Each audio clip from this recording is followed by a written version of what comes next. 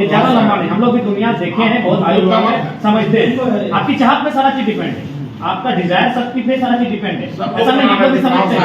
नियम कानून की बात करेंगे तो नियम कानून में कुछ नहीं टिकेगा, लेकिन वास्तविकता आज यहाँ इस आसपास के जितने भी टॉप मोस्ट लीडर हैं, टॉप मोस्ट IAS IPS अधिकारी हैं, बिल्कुल सब मैनेज है।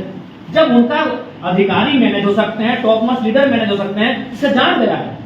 हम कोई आपको भीख नहीं मांग रहे, ना खैरात मांग रहे, ना कोई दबाव से मांग रहे, ना फोर्स से मांग रहे, हम अधिकार मांग रहे हैं। जान गया है। और आप जो कह रहे हैं सही बात है, आप दुख को कम नहीं कर सकते, लेकिन दुख को हल्का कर सकते हैं, और हल्का केवल आर्थिक स्थिति से ही आता है। आप जो राशि मांग रहे हैं हम लोग, उससे क्या होगा, उसका जो घर का आर्थिक स्थिति है, चाहे कोई पढ़ने वाला बच्चा है या फिर कोई उसका फ्यूचर है, उसके लिए हम लोग मांग रहे हैं। 3-3.5 लाख में उसका श्राद्ध क्रम नहीं होता है आज के डेट में, तो आप समझिए कम से कम बात को। साहब दिल बड़ा कीजिए, गरीबों को लिए भी खाली अभी का फोन का घंटी मत सुनिए।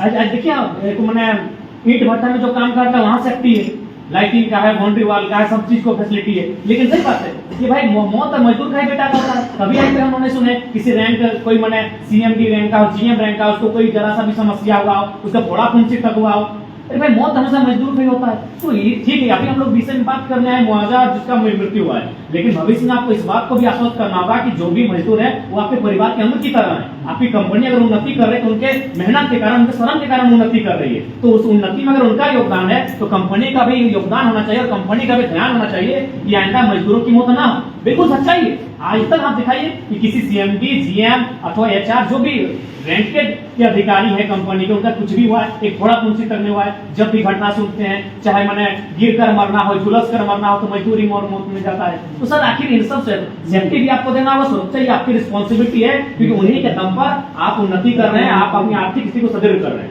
इसीलिए हमारी जो मांगे किसी भी प्रकार से गैर वाजिब नहीं है, वाजिब मांगे हैं, कोई गलत मांग नहीं है। आप जो 15 लाख इतने सब लोग बैठे हैं, सामूहिक बैठे हैं, हम लोग कोई मैंने अपने लिए नहीं मांग रहे, तो 15 लाख उनको फाइनल किया जाए और साथ ही एक परमानेंट जॉब दिया जाए, विवाद को समाप्त किया जाए, और भविष्य के लिए आपको यही निवेदन करना चाहिए कि ऐसी कोई घटना न घटे, इसकी रिस्पॉन्सिबिलिटी आपकी होनी चाहिए।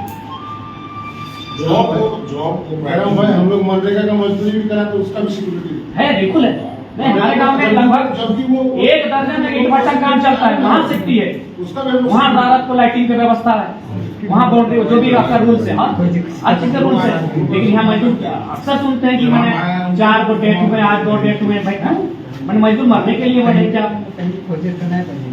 मजदूरों की मौत को भी रोका जाए, मजदूर मरने के लिए नहीं है। आज पशुओं से भी सस्ता है मजदूर करना, आज पशु पक्षी से भी सस्ता है मजदूर करना।